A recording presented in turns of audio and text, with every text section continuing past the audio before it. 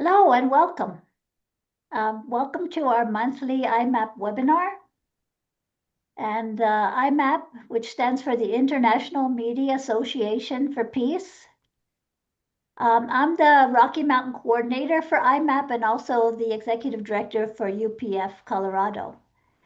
And just to give you a little background on the organization, IMAP is an association of the Universal Peace Federation, and it represents a global network of journalists who advocate for a socially responsible and moral media and are committed to working together for the achievement of a world of peace based on the principles of interdependence, mutual prosperity, and universally shared values. UPF is an NGO in general consultative status with the Economic and Social Council of the United Nations. It was founded by Dr. Sun Myung Moon and Dr. Hak Jahan Moon, who have dedicated their lives to fostering global harmony and understanding and tirelessly advocating for peace and reconciliation. Today, our webinar will be discussing the topic of victory over communism, strategies for a new generation. I think this is an especially fitting topic to address on the day after Memorial Day, which is a holiday dedicated to those who fought and died to secure and maintain the freedoms that we enjoy here in the US and around the world, and that persists until this day. The thing that we are talking about today is the fact that the dark history of communism and their political suppression, their persecution of minorities and others, and their violence, it's not being taught in public schools today. And as a result, we find that 28% of Generation Z now hold favorable opinions of the term communism, compared to just 6 to 3% for baby boomers and the silent generation. 18% of Generation Z thinks that communism is a fairer system than capitalism. And honestly, Western media are in many ways contributing to this ideological shift. And disinformation from foreign actors is also contributing. So the question is, what efforts are being made to respond to this challenge, and whether the next generation will be prepared to defend our hard-won freedoms and rights. So we're really thrilled today to have two panelists who have dedicated their careers to educating the public on this important topic. And perhaps they're two of the top voices in the nation today and even on the international stage in discussing the history of communism and the dangers of communism. I would like to introduce Mr. Ken Pope, who is the former CEO and a current senior fellow at the Victims of Communism Memorial Foundation, which is a foundation that was created by an act of Congress. Previously, he had a 34-year career in the U.S. Army and in consulting industry and academia. While in uniform, he served in a variety of armored reconnaissance, special operations, and Russian Foreign Area Officer assignments in Europe, the Middle East, and Central America.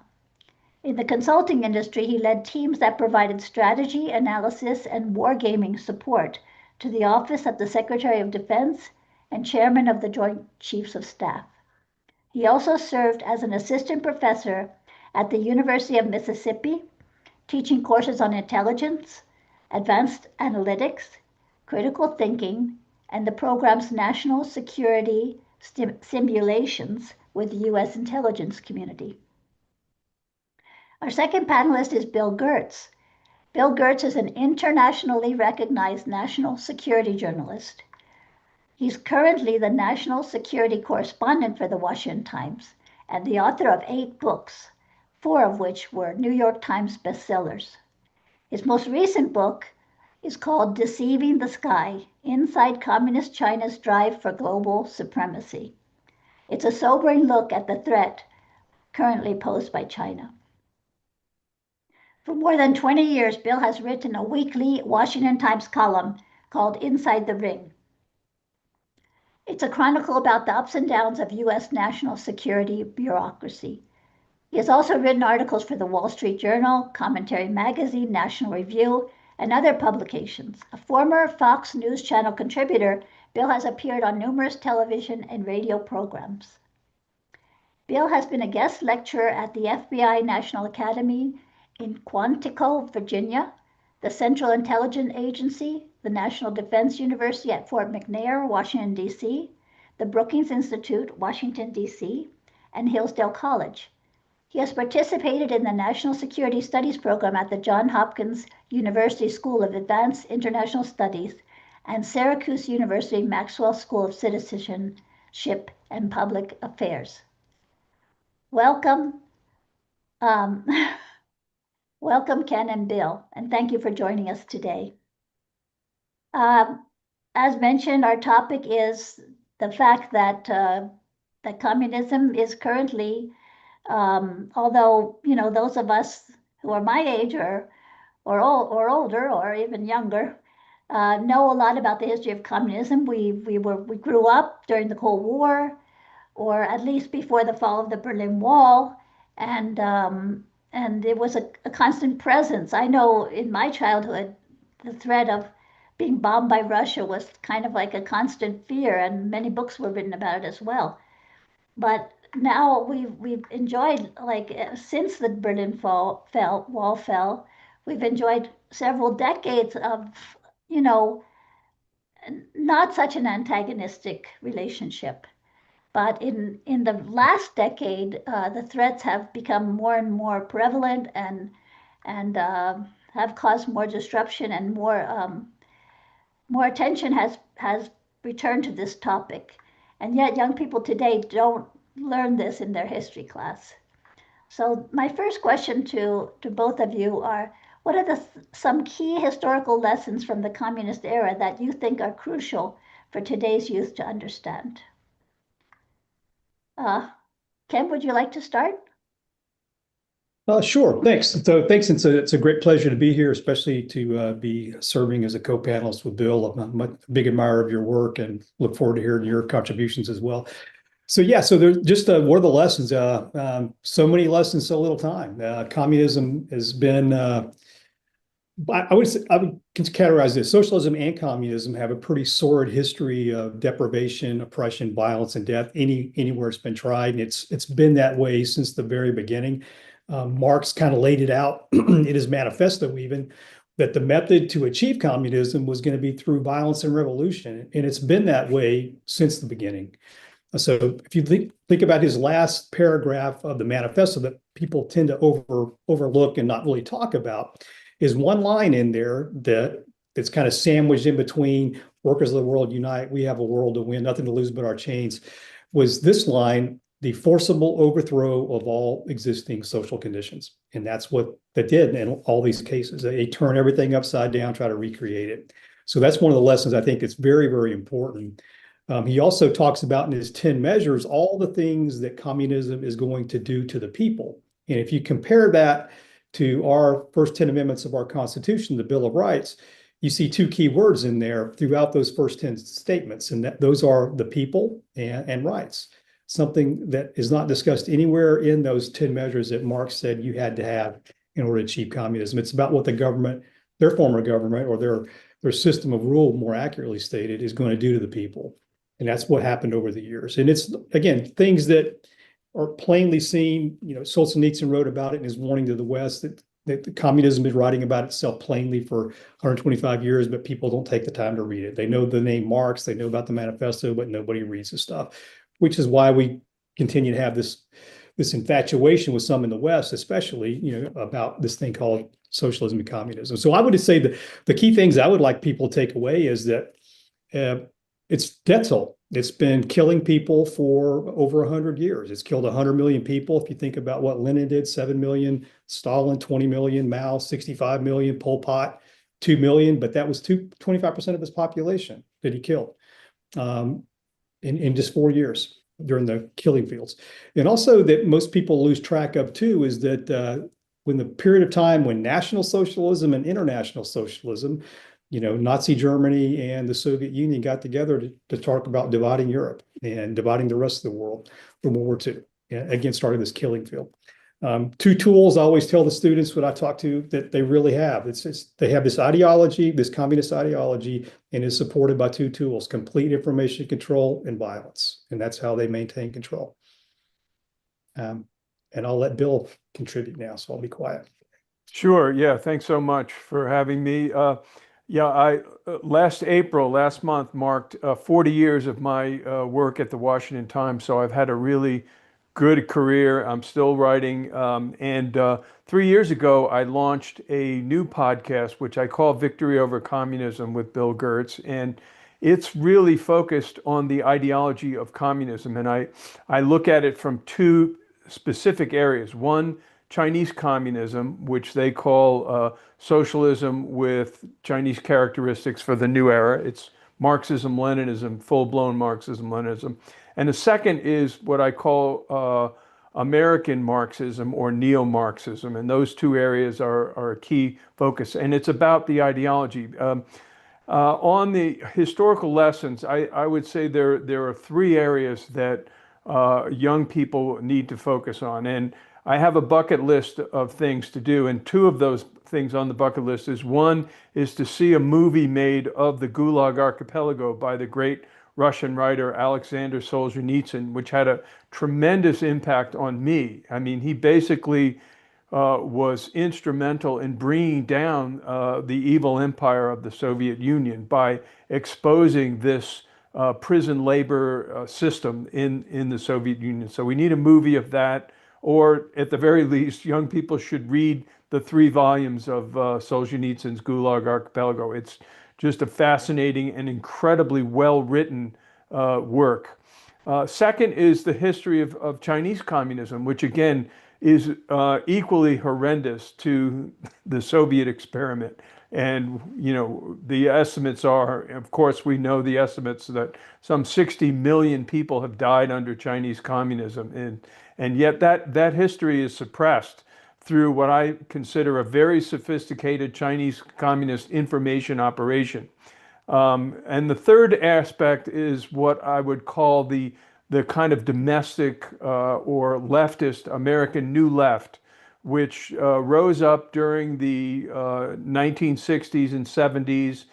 These were Marxists who revered Mao Zedong in China, and they got tired of being beaten up by police, and they decided to do something called making the Long March, which again was Mao's trademark for coming to power in China. They made the Long March through the institutions of America, and now we're faced with a whole generation of Marxists and neo-Marxists who are now in key positions in both the U.S. Universities, in the private sector, and in government itself. I mentioned this in a recent podcast on California, where I talked about how Tom Hayden and Jane Fonda were leaders, Marxist leaders of the new left movement against the Vietnam War. And then after the Vietnam War ended, they shifted to radical environmentalism. And essentially, they've taken over California right now. So you're seeing the emergence of a kind of neo-socialist kind of system there. And I'll stop there. Okay, thank you so much. Yeah. So we have it, you know, we have the actual communist countries, and then we have a lot of people who sympathize with it or have similar goals here in the US. And we see that increasingly that even our own history is being rewritten where, you know, a lot of our founding fathers are no longer in good stead with young people. How can media and podcasts like yours, Bill, but also other media, YouTube or traditional media, how can they play a role in educating people about the dangers of communism and raise awareness? Yeah, I'll take that. Yeah, it's they're key educational tools. Right now, podcasts are expanding. It seems like everybody has a podcast. It's good. Other media, digital media, are also exploding. You know, when I started in the news business back in '85, there were very few news outlets, various tiers of news outlets, major newspapers, wire services. But now we've seen an explosion of media. And I think that media in general and podcasts in particular can play a key educational role in educating people of all ages, because a lot of people are now tuning into these podcasts and listening to them. My VOC podcast is unique in that I focus on not just opposing communism, which is needed, but also in offering a counterproposal to it. And why is this important? I'll discuss it a little bit later on, but it's the vision thing. The thing that attracts people to communism is that it offers a vision. It's an atheistic vision. It's a materialistic vision.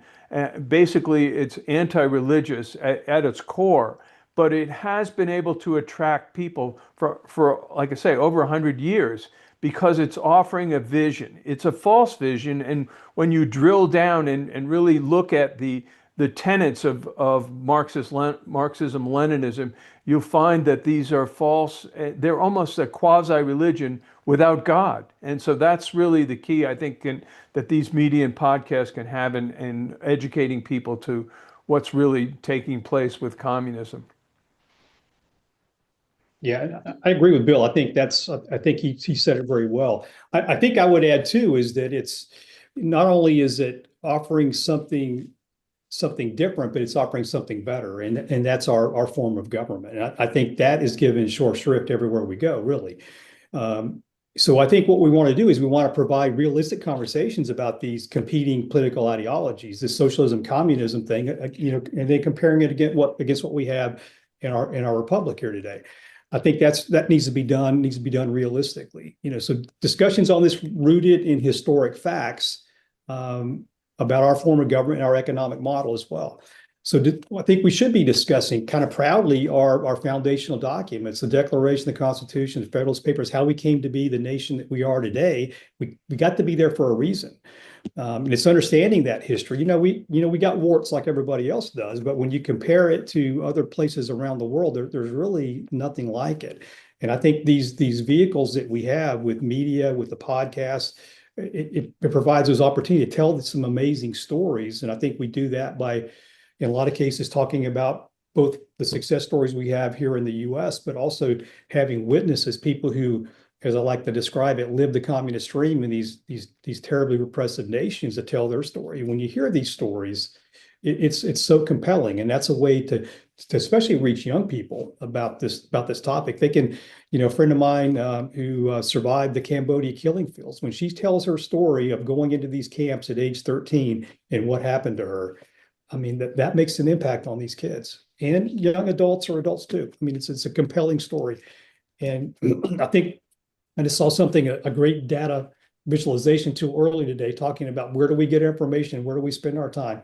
And today, it gave us this period from 1947, the things we spend our time on until today. And where do you think we spend 60% of our time now? It's on the internet, not with family and friends. So we need to leverage that great tool to our benefit as well to talk about the success of our nation, all the rights and benefits we have here as citizens, compared to what those countries that lived under communism were subject to those regimes. They were not citizens. They didn't have a real vote or real say.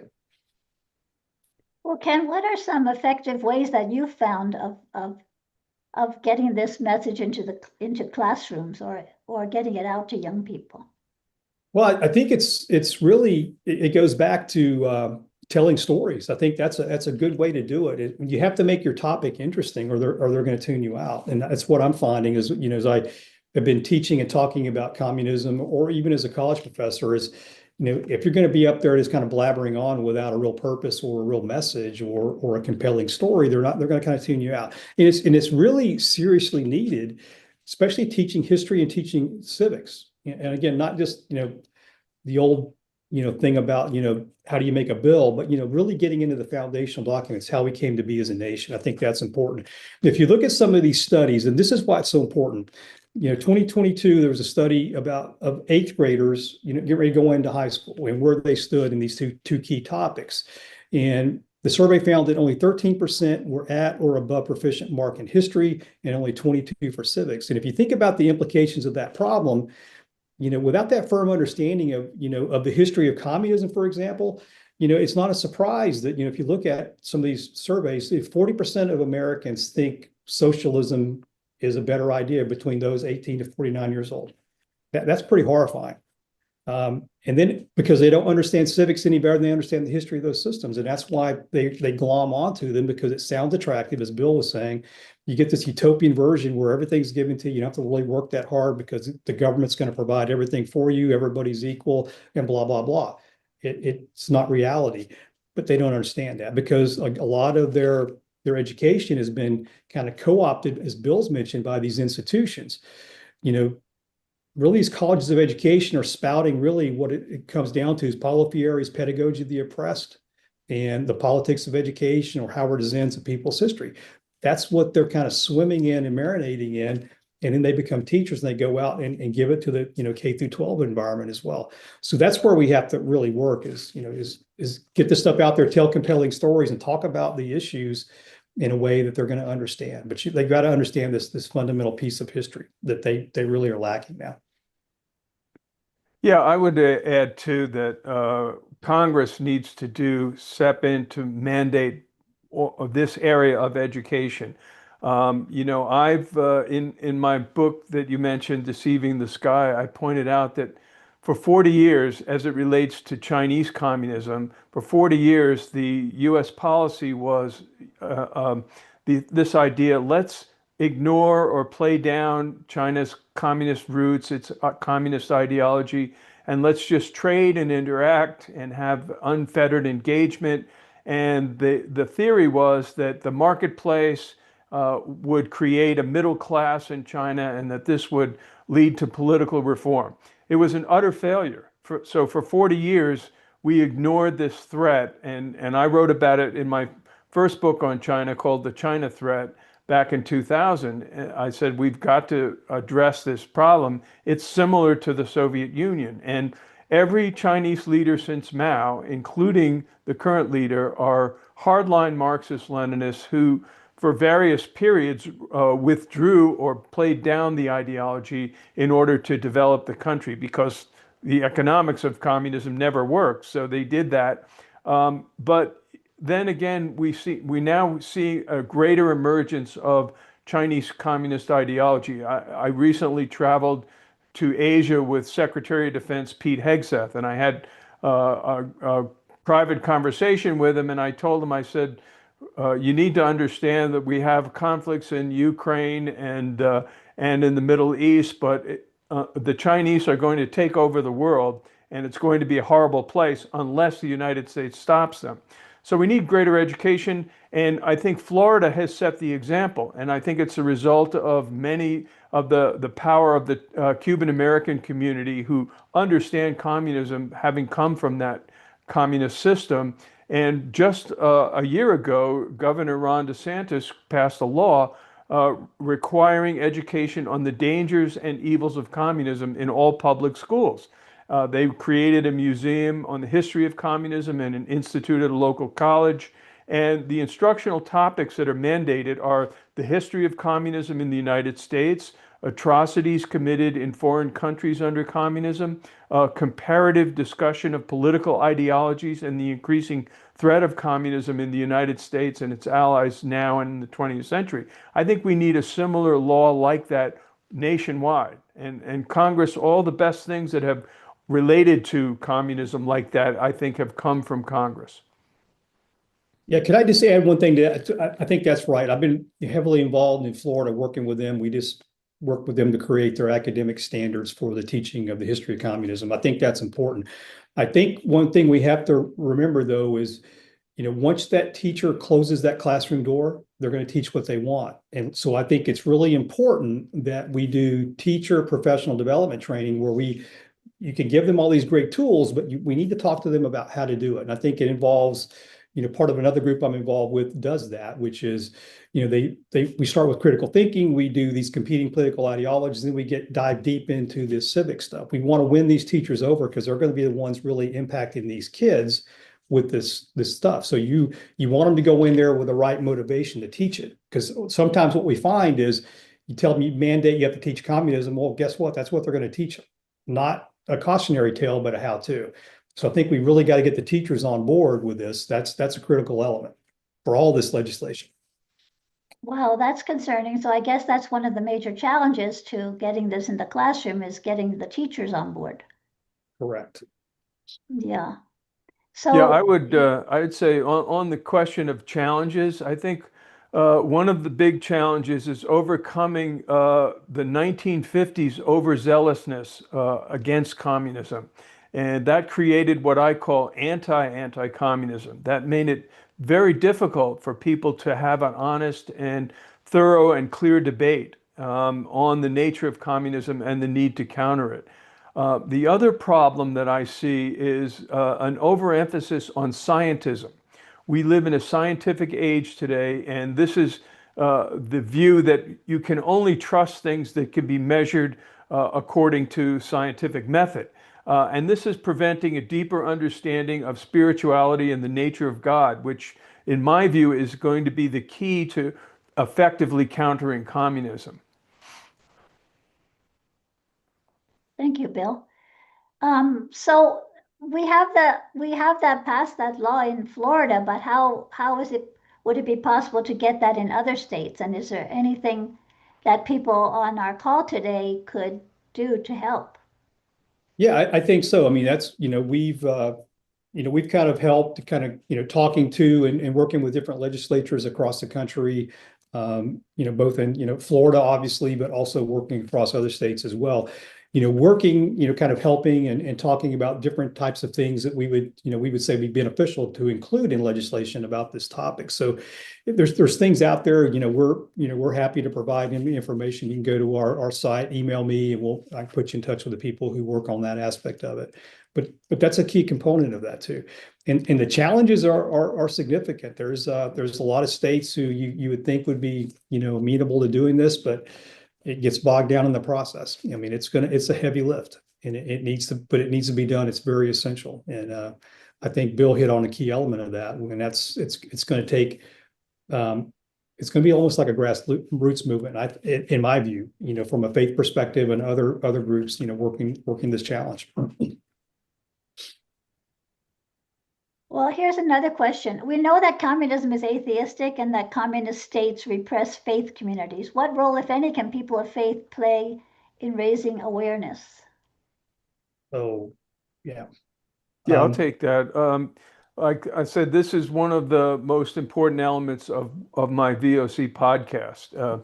It's a fundamental element of communism is its atheism. And that's the reason for the horrendous abuses that have basically, again, the estimates are 100 million people have died. And the reason is that people under communist and Marxist ideologies are regarded as nothing more than animals or just matter in motion. But in reality, humans are spiritual as well as physical beings. And again, as I mentioned, the vision and ideals promoted by Marxism, communism need to be countered with I think, a God-centered vision. And we saw this during the Cold War with Pope John Paul II, who, from Poland understood the realities of communism. He worked with Margaret Thatcher and Ronald Reagan, who was very clear on the threat of communism and worked to defeat the Soviet Union. We need a similar system today to confront both woke ideology as well as Chinese Marxism, Leninism. So, what I regard as the key to that is presenting a broad-based, non-sectarian approach to educate people on the nature of God. I think is key to reviving the idea of a vision, to be able to counter the vision that communism present.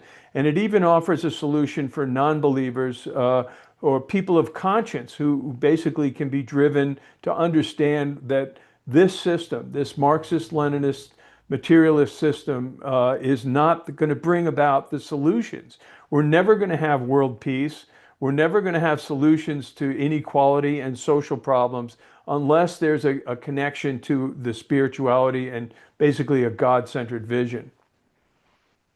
Yeah, I'll just echo that. I agree with that 100%. I think that's the way to go. I think it's interesting too to go back and kind of look at, Bill kind of touched on it, but I think a little bit more of a look at why they did that. Why do these regimes want to eliminate religion? Why are they atheistic? So I think a lot of it is, so they realized early on is that, they could not allow the people to have a higher power to call upon, because if they do that, then they're going to look to that power instead of the government. But that's what the governments want in these countries, is they want the people completely relying on them, looking to them for everything. The government, the Communist Party, be it China, be it Russia, doesn't matter where they are. They want to have no other allegiance higher than them. And it's just a complete anathema to what we as Christians in this nation would believe. So we also, these faith groups, all religions, we'll start with Christianity because that's kind of the faith place I come from. They all have a moral code, which prohibits things that are key to communism nations surviving, which is lying and information control and stealing, which are absolutely essential for those governments to actually function. And that's what they can't really tolerate. So they don't do that. And they do all these crazy workarounds where the Soviet Union actually created their own set of 10 commandments. Most people don't realize that. This guy, Aaron Zilkind, created these. I'll give you a couple of them just to understand what part of our Decalogue is: thou shalt not kill. Theirs states, unless it's an organized killing of a class enemy by a class following an order by the class state, in which case it's moral. That's the type of system that we're talking about here. Completely divorced from any type of moral code that we would recognize in this nation. And both Lenin, Stalin, these guys went after religious people with a vengeance, and they killed thousands of religious and faith leaders. Lenin, went after, the clergy, killed 22,000 just to steal gold and silver out of the Orthodox Church and to fund his government. And that lasted 1 month. So killed 22,000 people to fund his government for 1 month. So getting back to, what role do the faith communities have, like Bill said, I think that is the key. I mean, you got to go in because this is such an anathema to what we stand for. And I think these groups have to do just that, which is take a stand. And I think that's what so many people in this space that we really don't do. We're afraid. I think that's changing a little bit now. We're afraid to stand up and say, this is wrong and this is why, and talk about your faith, talk about the reasons why you think this is wrong. And do it, you have to do it like the other side does in a lot of cases, which is screaming and yelling or throwing things, but, have a legitimate, strong case for why you believe the way you do. I think that's. And the same is true in communist China today.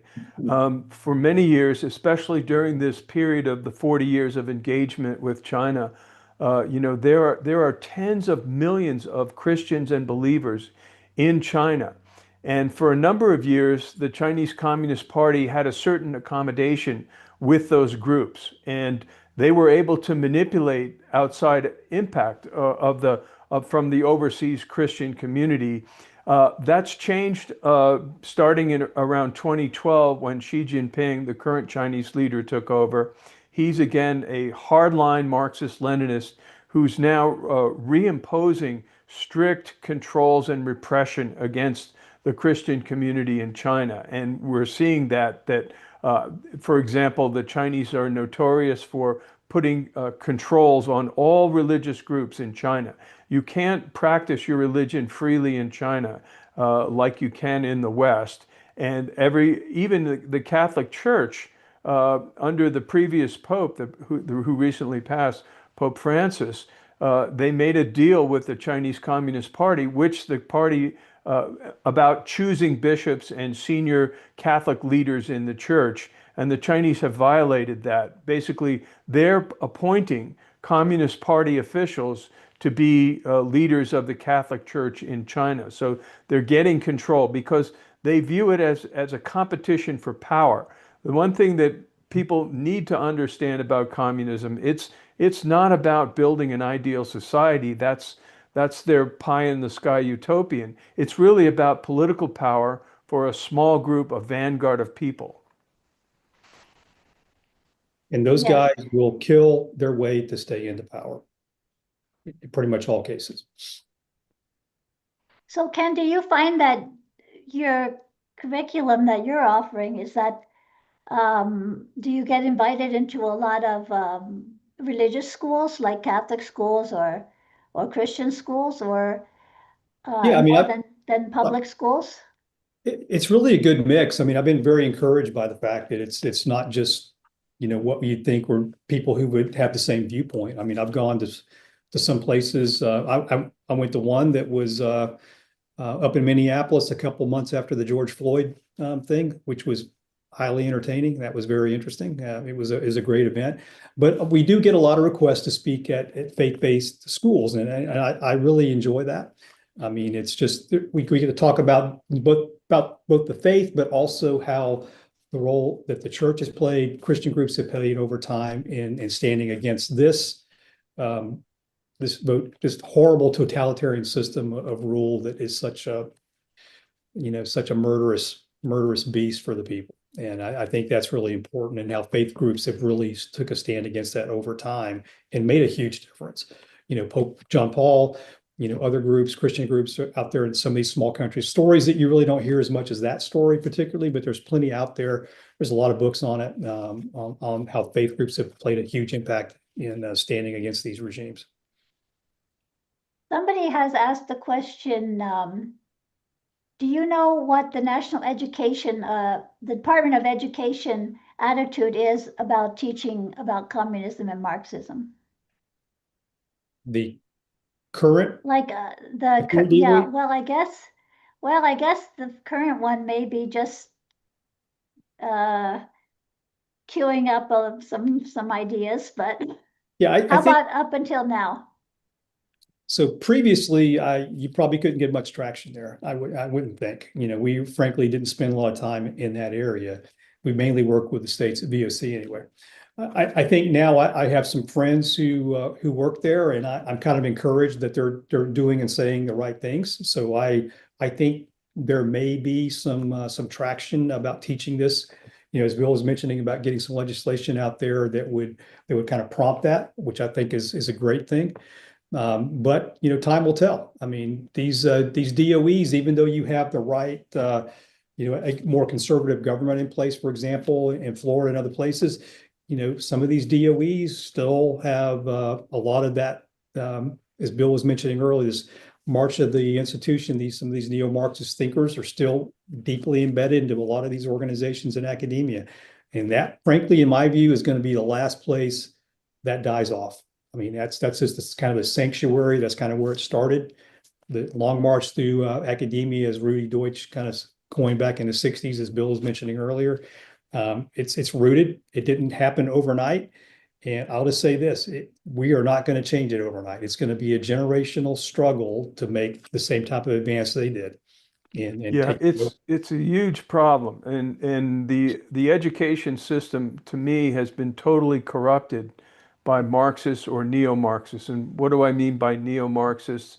The critical theory has become kind of an offshoot of traditional Marxism, and critical theory is now the dominant ideology behind wokeism. Basically, this idea that instead of the working class versus the bourgeoisie, it's now oppressed versus oppressors, and this has become a key ideological tenet for those promoting Marxism.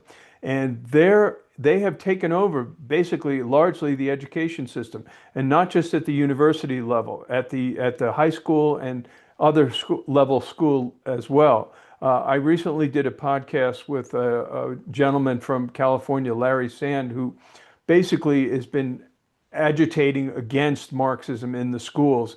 And he notes that the National Education Association, NEA, which is the dominant teachers union, back in the day, probably 40 or 50 or even longer, hired Saul Alinsky, the famous radical, to teach the NEA teachers how to do community organizing, which was a key tool for infiltrating and removing Christian beliefs, removing traditional democracy, and basically inculcating the school systems with Marxism. So fast forward to today, and not only are we not teaching about the evils of communism and Marxism and its false tenets, but they are actually promoting it. And I saw this, I'm based in Reno, Nevada, and I saw this in my local newspaper recently.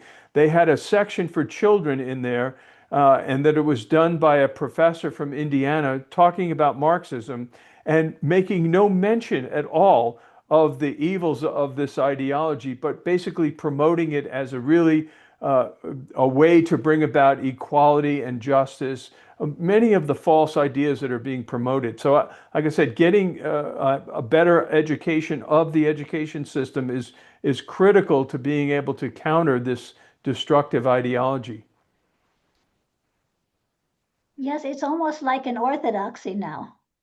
Yeah. You know, It's a the religion. whole, It's in a lot of yeah, cases, it's a religion. yeah. So, I mean, it's not like what you're proposing here is not an easy task, obviously, and it would take a huge turnaround in our education system to move back to a place where we honor and respect our country's history, and we we basically consider American exceptionalism again.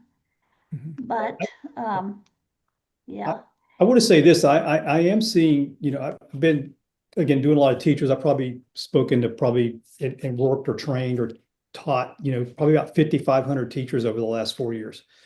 And I'm seeing a little bit of a turn, and I'm seeing some encouraging signs where, I think in the past, prior to this previous election, there was this fear to stand up and say they disagree.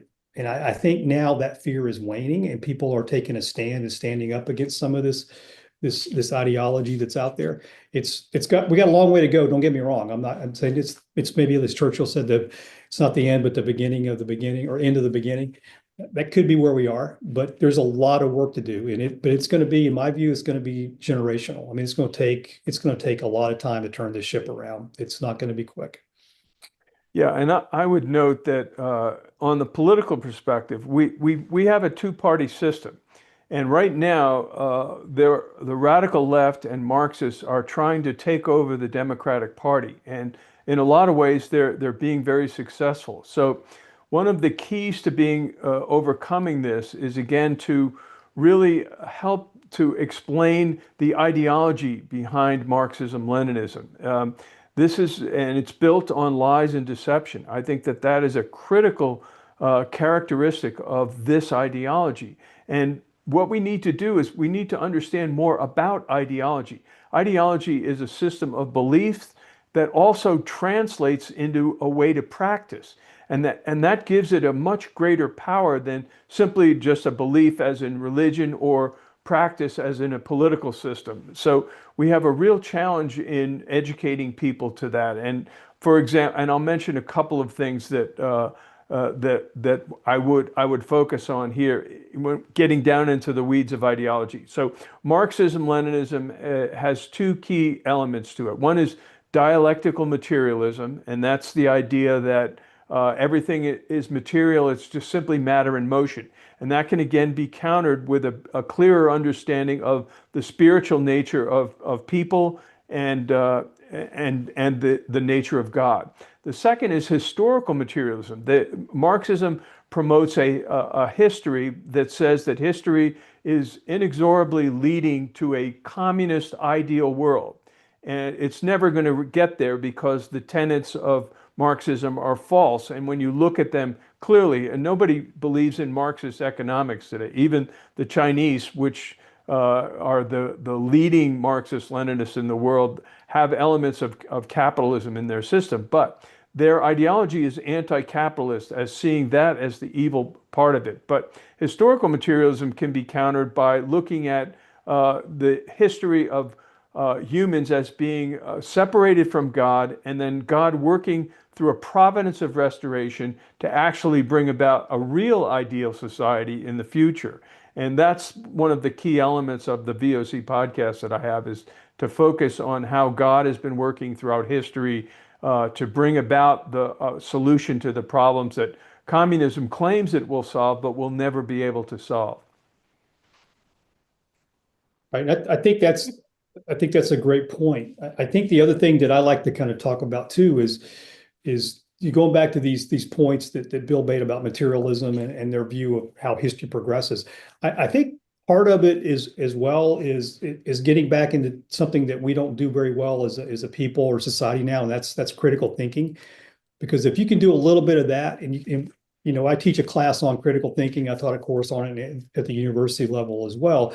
If you take that manifesto and you kind of walk through that with them, just like what they said, how this was going to take place, you could tell back in 1848, none of this was going to work. It defied all common sense. But yet, where does it reside? In academia still. I mean, that's the last place this ideology is going to die, in my view. And I think part of it is it goes back to it's the economic piece, which I think a lot of people have given up on that because they know it just doesn't work. But one thing that they still stick with is what I talked about earlier, is this overthrow of all existing societal conditions to create this utopia with the government in charge, forcing their opinion, their view on every aspect of our society. And we saw it, especially in what we call these woke movements, where they want to control everything you do. I mean, I saw a news article just a little while ago before we got on here, where in Massachusetts, they're trying to just dictate how many miles a person can drive their car now, in pursuit of this climate agenda that they're after. What type of car are you going to get now? How many miles you can go? Again, the government inserting itself into every aspect of your life. And that's the story we need to tell people as well. You want to have the freedom to make your own decisions because, that's what our Constitution provides us.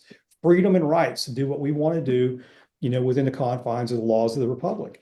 Not what the government tells you you're going to have to do, which is what these systems want. And they never get it right. You can't control human nature from the capital of any nation and expect it to work. The Soviets tried that and it failed miserably. They used to have, every year they try to produce this book that set the prices for every aspect or every commodity in the nation. Before they printed it, it was already out of date. It didn't work. But they try that everywhere in every aspect of the society. And you see it today, as Bill was mentioning, on the kind of really the far left that want that level of control for everything. And it's I would add on that I see three main issues that the Marxists in the United States are seeking to exploit in their drive to achieve political power and total control over the United States. And those three issues are racialism, by claiming that every white person is a racist. And the second, as Ken mentioned, is climate change. They're exploiting climate change as a means to gain control of everything related to the weather. And then the last one is sexual identity, where you have radical transgenders, and they've created a false notion that people can actually change their biological sex. Now, I'm not saying the people involved in those issues are communists, but I'm saying that those are the issues that Marxists, the neo-Marxists, are exploiting in their drive for power. And they've been fairly successful, I think, in gaining traction over those issues. Yes, and over a lot over parents even. Yeah, I think that, but that's a key point that they're after. And I just want to read a quote from Hannah Arendt, this great political philosopher who suffered both under Nazis and the Soviets. So she had this great point about what Bill just said. And it was this: the ideal subject of totalitarian rule isn't the convinced Nazi or communist, but the people for whom the distinction between fact and fiction and the distinction between true and false no longer exist. That's what our education system has been trying to produce of late. And it goes on those topics where it's just like this false sense of either identity or this oppressor-oppressed narrative that's been around since the very beginning. That when Marx, he mentioned in his manifesto that when Lenin took over the Bolsheviks, that was their line. They didn't even care what you really were. They wanted to know who you were. And that was going to determine your fate. Here's something I've been wondering about. A lot of times when people list communist countries, I find many people still list Russia, whereas we feel like communism was destroyed in Russia. What is your view of Russia vis-a-vis the communist ideology? Bill? I'll take that one again. Okay, go ahead, Ken. Yeah, I was just going to say that I think, are they a communist nation in the true sense of the word? No, but do they use all the tools that the communists did? Absolutely. I think that's the nature of Putin, and that's what the world he came out of. Is he came out of the KGB, and he's using all the same things. He's the guy at the top, only voice that really matters. He has these terroristic security services, just like the Soviet Union did. Those are the things that keep him in power. And I think that's what I think we mentioned earlier, maybe Bill said this, is that it's all designed to prop one guy up at the top. And it's utterly corrupt, just like the Soviet Union was. The only thing is they don't believe in that economic model anymore. It's more of a kleptocracy than anything else. But is he a totalitarian? In my view, he is. Some people say authoritarian. I think really his voice is really the only one that matters at this point, and he conducts his nation accordingly. I wouldn't say communist, but I would say definitely totalitarian or almost there. Yeah, I would agree with that too. Yeah, Vladimir Putin is an ex-KGB, so he's steeped in communist ideology in its tools for getting power and holding on to power. My view is that the ideological threat from Russia today comes through China, and basically they've established in the last couple of years what they call the No Limits Partnership. And again, my view is that Xi Jinping is on a drive for global supremacy. He's going to take over the world. And his connection to Russia, I believe that Xi Jinping believes that through his connection with Russia, through helping Russia indirectly in its war in Ukraine, that eventually he will try to recommunize Russia as a Chinese communist style state. I think that's kind of the strategy. And I think right now we're facing kind of a new axis of evil, or an entente of evil led by China, again, which has over the last 40 or 50 years developed this massive economic resources that they're now spreading their ideology around the world. And they could even use it to, if the Democratic Party were taken over by socialists and Marxist socialists, that they could actually take over the United States by eventually taking over those socialists in the Democratic Party. So that's really the key ideological threat on the world stage today, in my view. Ken, in the chat, you might have noticed somebody's asking if your curriculum is available on your website or something. Yeah, so there's two. So we just created a hard copy 4th edition. So that's available on Amazon. The price is pretty reasonable. I think it's like $20, something along those lines. We're also working on an online version of that. We kind of rolling out chapters as we complete. So they have 9 chapters online. That's free of charge. You can use those as you see fit. So yeah, there's stuff there. We're also going to, we have a number of things on the website. If you go to our website, a lot of resources there. We do teacher training. And we come to you. We have speakers, witness videos that kind of help tell that story as well. People who've suffered under communist regimes. Thank you. Well, you might have noticed there's a lot of questions in the chat, and I'm sorry if we can't get to them all. First of all, I wanted to let everyone know that this video will be available on YouTube directly after this,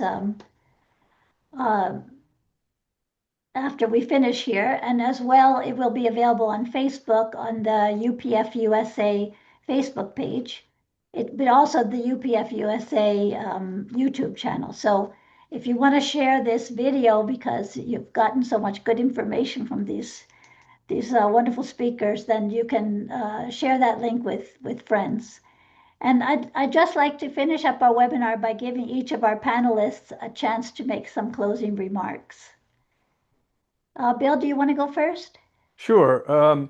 Like I said, I'd like to urge everyone to tune into my podcast. It's a work in progress. Eventually, it's going to be video. Right now, it's just audio, but you can access it by victoryovercommunism.net is where the site is. It's also my hosting service is Buzzsprout, but this is the most important issue facing the world for our children and our grandchildren. Unless we take action now and take responsibility now for dealing with this ideological threat, the world is going to be taken over by the Chinese in the coming years unless we stop it. So I think there's a sense of urgency to educating people to these issues, and that would be my final comment.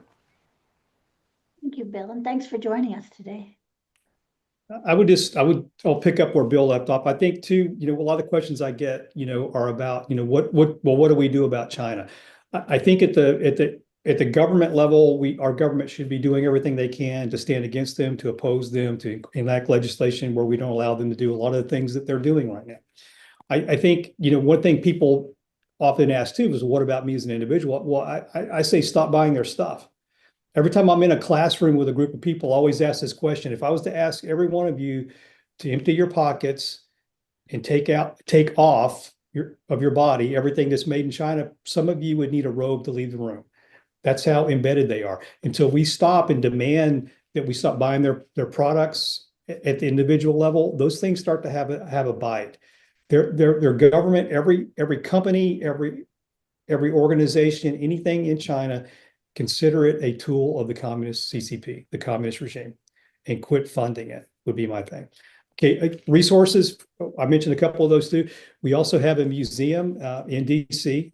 It's 2 blocks from the White House, Victims of Communism Memorial Foundation, the museum. It's on 900 or 15th Street.